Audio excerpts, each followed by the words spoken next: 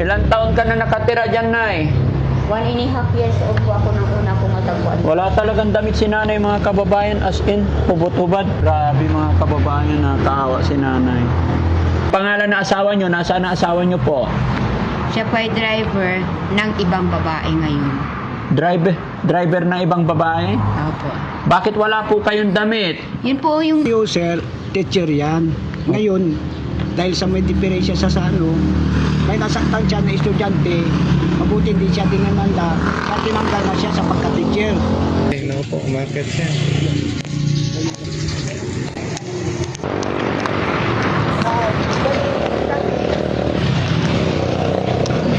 Saan?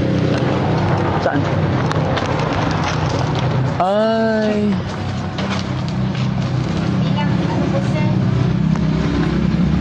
Morning, Nay. morning po, sir. Kumusta po kayo? Mabuti po sa iyo. Ano po, rosary po. Ay, bigyan sana ng damit, bro. Wala palang ano, walang damit. Nay, okay lang magdamit ka muna bago tayo mag-usap? Opo. Okay, ano pangalan ni Nanay? Pangalan niyo po po? Pangalan niyo po? Sir,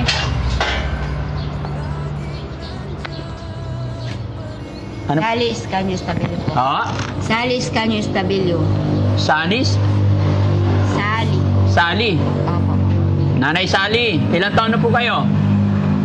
Ano po, Father, ano, ang edad ko po ay 42 years old nung nagretiro po ako ng sinabing asintonado.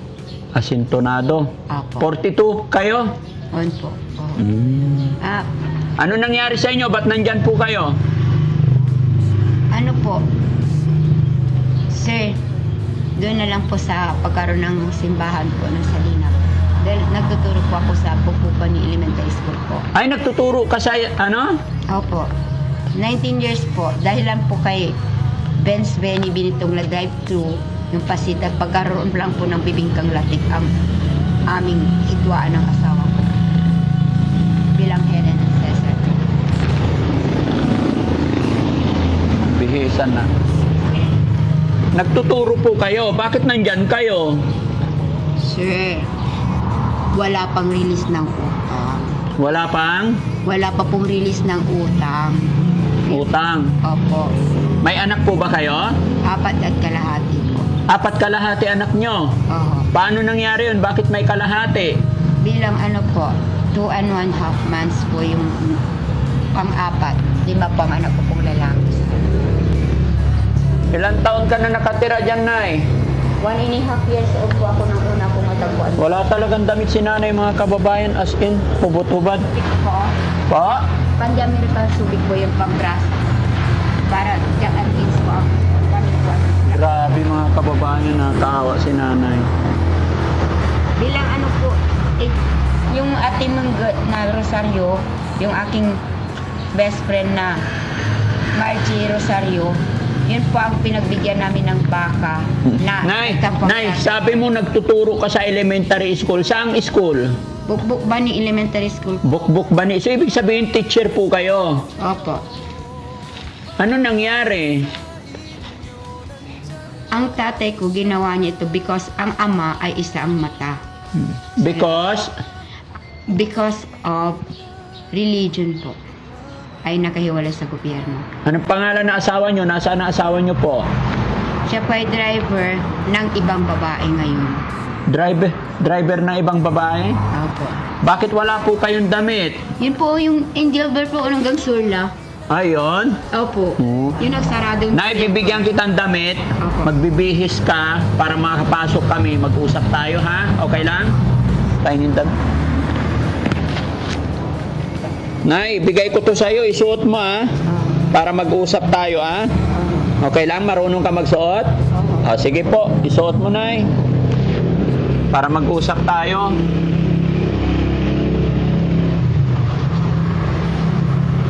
Ano to po, pasensya na kahit ano yung aso. Gutom na ako, hindi pa ako kumakain. Gutom na yung aso. O ano po, pinakain po ako ngayon lang. Huwag mo nang baliktarin. Okay na yon. Eh, Sige na, isuot mo na, Nay, para mapag-usap tayo. paano tayo mag-uusap sir? Nakatayo kayo. Papasok ako, oh. Magbibinggo tayo, sir. Magbibinggo tayo. Danobinggo sa kanila. Sige, isuot mo muna yung damit. Wala pang suot sa akin.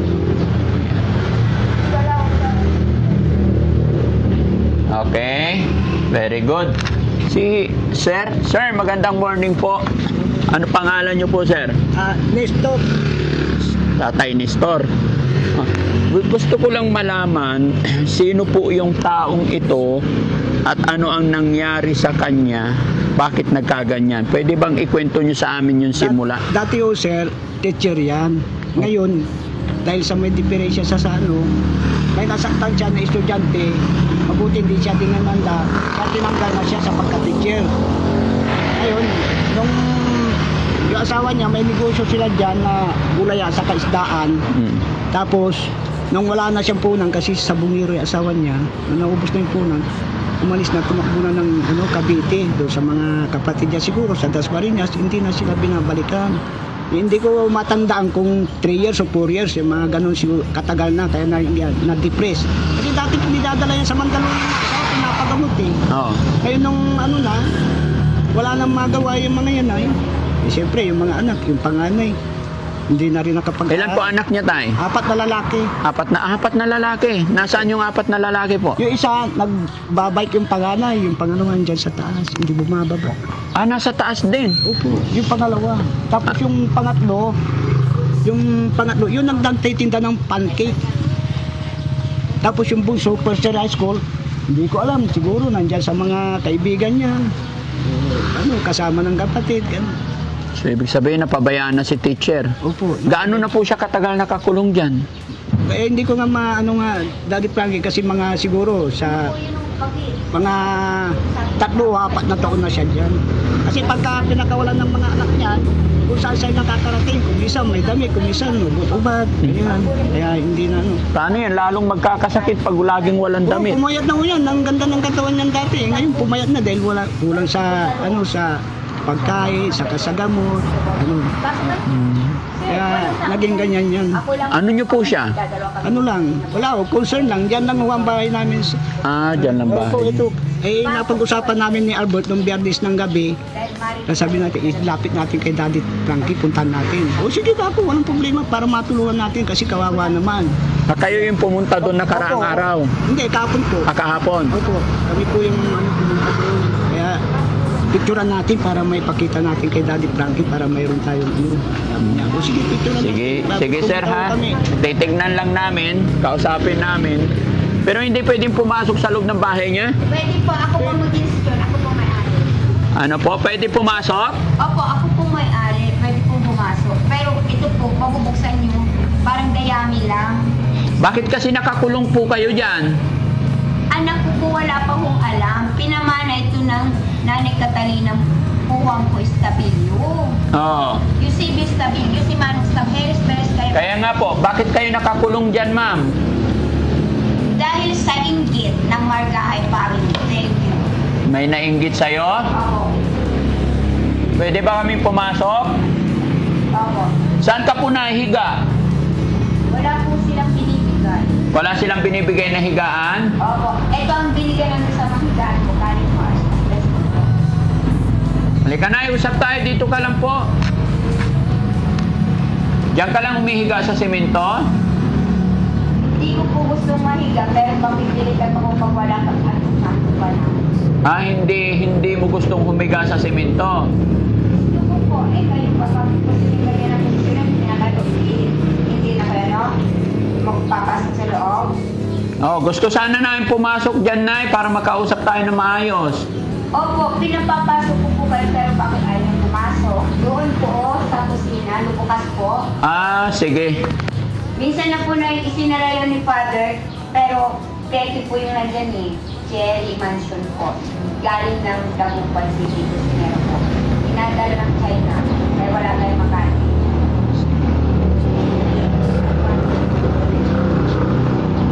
Kaya po, dahil tatlong our Father po, tatlong Yung anak niya nandyan din sa taas. Opo, pangalawa. Eto po, bahay nila to. Family house nila to. Ba't umalis na yung asawa? Eh, wala na ako kasi siyang punan kasi lagi siyang nagsasabing eh. Pinabayaan na tong asawa. Oo, pinabayaan na ako. Kaya matagal nakita niyo yung mga damit nila. Yan, hindi nila malabahan na kasi wala na rin ho silang ano. Nakatambak na lahat ng mga damit Oo, nila, Ang ginagawa ko ng anak niya, kumisan, dadalhin daw, susumugin na lang mo. Kaya bibili na lang sila sa ukay-ukay kung may pambili ho sila. May tuta pa, buti hindi nangagat yung aso. Ay, bagong panganak mo. Bagong panganak. Oh. Yung anak na isa tayo, pwede makita? Dito tayo sa taas. Ito, nilagyan nila. Ito ang pintuan. Kasi pagka hindi nila nilagyan ng ganyan, Lalabas. Nay, saglit lang ha. Dito muna kami sa taas. May anak pa pala si nanay, mga kababayan, samahan nyo kami. Hindi rin bumababa. Paano kumakain yan? eh pagka kakain ito, andyan. Andyan. Pakiyaw lang po yung sa... Ay, te. Okay, Andyan. Wala siya rito. pakiyaw po yung wifi. Nandito chinelas tayo eh. Basa pa. Andyan.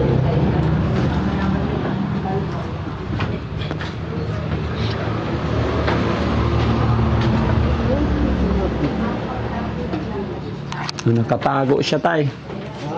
Nakatago siya. Grabe mga kababayan. Sa isang bahay,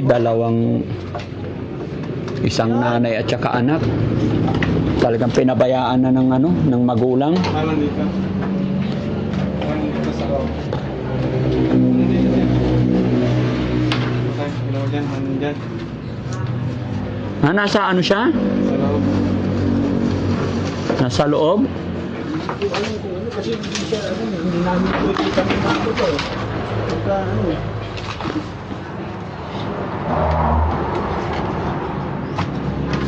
Ba't siya magtatago? wala, Puro damit. Doon sa box nun tayo. Hello.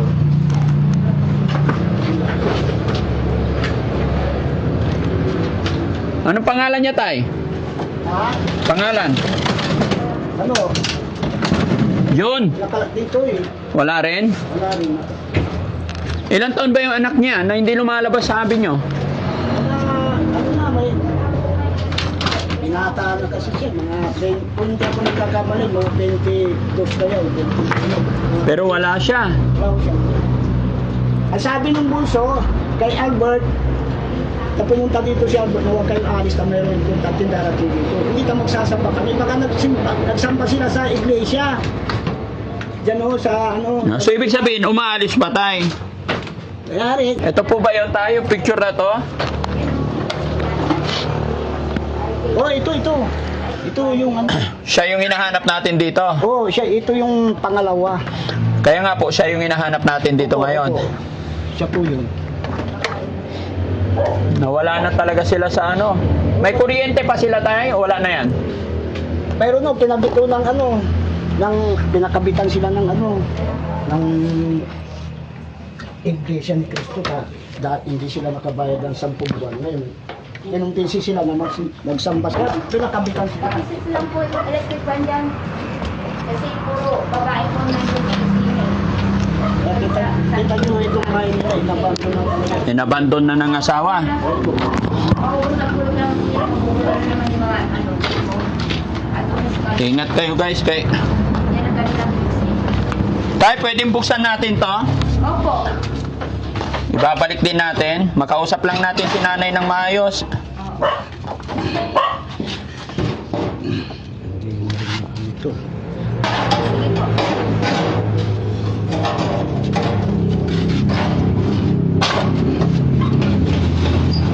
Hindi talaga siya makakalabas, no? Opo. Kasi pagka nakalabas mo yung karga,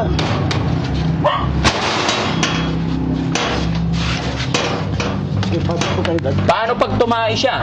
Ay, hindi ko alam. Baka May dyan siya lang. po kami dyan, sir. Ay, Nay, diyan ka lang sa loob. Diyan ka lang. Diyan ka lang. Dito Ay, ka lang. diyan ka lang, diyan ka lang. O sige, diyan. Yung ka dyan. Tatakbo na siya, Siya po tatakbo. tatakbo. Dito lang ako. Tagalaba ako dito eh. Tagalaba ka. Opo, dito sa huwi ng anak. Ang pangalawa kong anak ko. Ito po, picture namin oh. Yan oh. Saan? Dito po tayo. Ito po ang original na papeles, oh. Nagbayad po kami lahat. Tatakbo siya tayo pag nakalabas, no? Opo. Ako yung